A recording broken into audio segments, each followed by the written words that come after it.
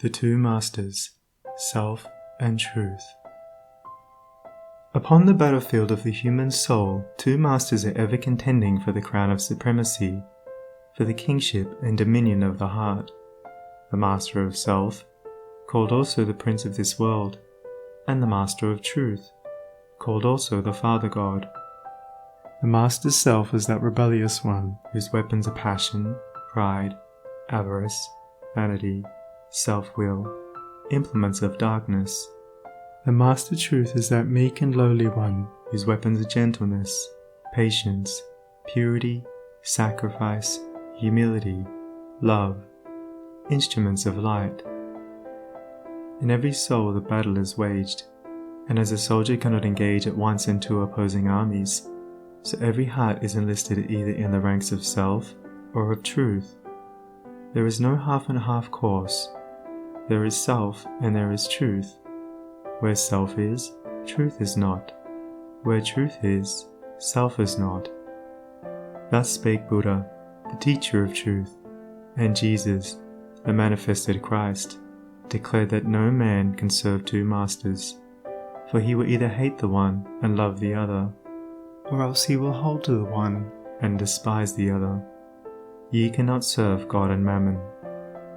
Truth is so simple, so absolutely undeviating and uncompromising, that it admits of no complexity, no turning, no qualification.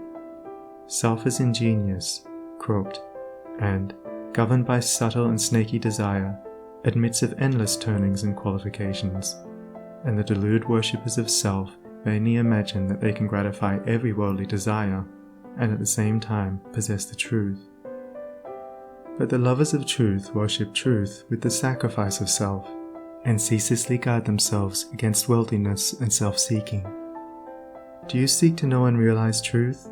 Then you must be prepared to sacrifice, to renounce to the utmost, for truth in all its glory can only be perceived and known when the last vestige of self has disappeared. The eternal Christ declared that he who would be his disciple must deny himself daily. Are you willing to deny yourself, to give up your lusts, your prejudices, your opinions? If so, you may enter the narrow way of truth, and find that peace from which the world is shut out. The absolute denial, the utter extinction of self is the perfect state of truth, and all religions and philosophies are but so many aids to this supreme attainment. Self is the denial of truth. Truth is the denial of self. As you let self die, you will be reborn in truth. As you cling to self, truth will be hidden from you. Whilst you cling to self, your path will be beset with difficulties, and repeated pains, sorrows, and disappointments will be your lot. There are no difficulties in truth, and coming to truth, you will be freed from all sorrow and disappointment. Truth in itself is not hidden and dark. It is always revealed and is perfectly transparent, but the blind and wayward self cannot perceive it. The light of day is not hidden except to the blind, and the light of truth is not hidden except to those who are blinded by self. Truth is the one reality in the universe, the inward harmony, the perfect justice, the eternal love. Nothing can be added to it nor taken from it. It does not depend upon any man, but all men depend upon it. You cannot perceive the beauty of truth while you are looking out through the eyes of self. If you are vain, you will colour everything with your own vanities. If lustful, your heart and mind will be so clouded with the smoke and flames of passion that everything will appear distorted through them.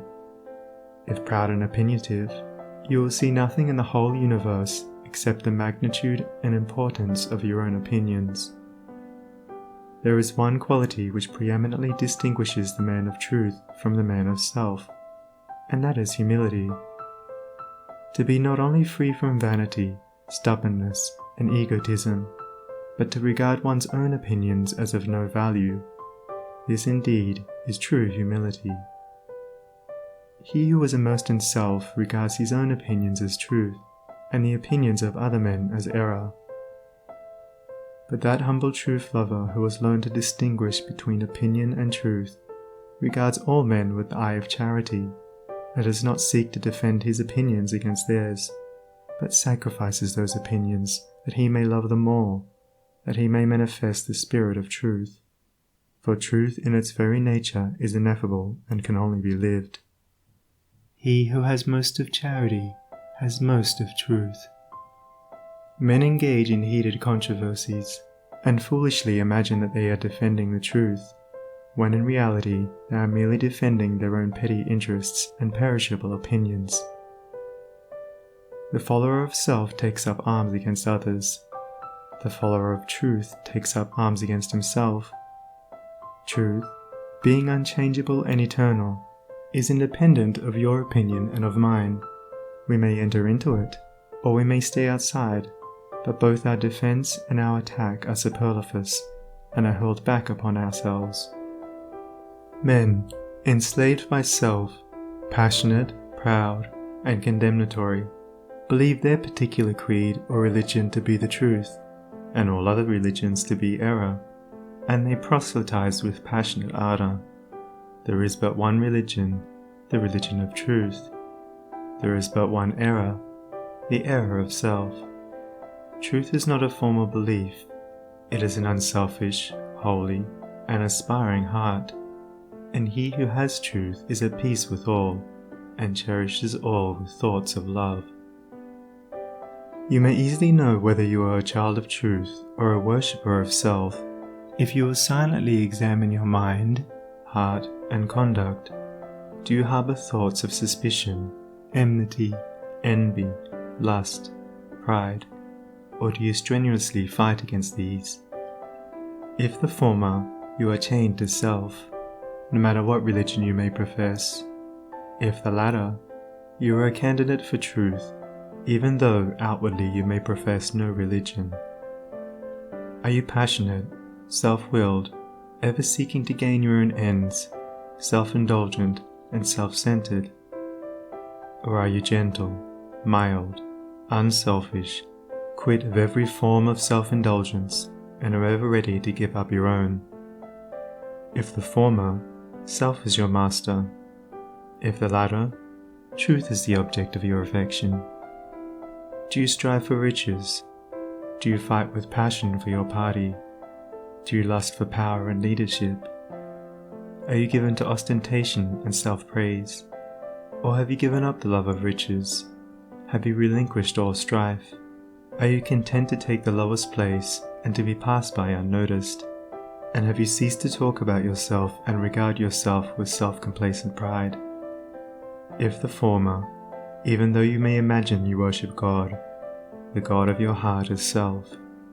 If the latter, even though you may withhold your lips from worship, you are dwelling with the Most High. The signs by which the truth lover is known are unmistakable. Here the holy Krishna declared them in Sir Edward Arnold's beautiful rendering of the Bhagavad Gita.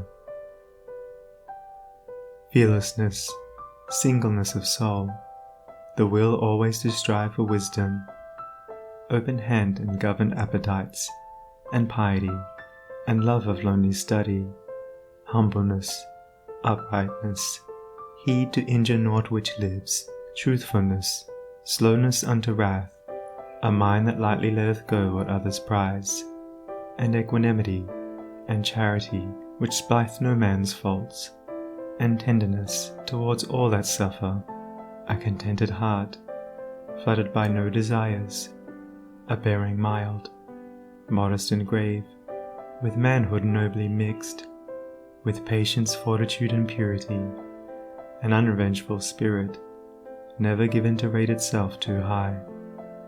Such be the signs, O Indian Prince, of him whose feet are set on that fair path which leads to heavenly birth. When men, lost in the devious ways of error and self, have forgotten the heavenly birth, the state of holiness and truth, they set up artificial standards by which to judge one another, and make acceptance of and adherence to their own particular theology, the test of truth. And so men are divided one against another, and there is ceaseless enmity and strife, and unending sorrow and suffering. Reader, do you seek to realize the birth into truth? There is only one way. Let self die.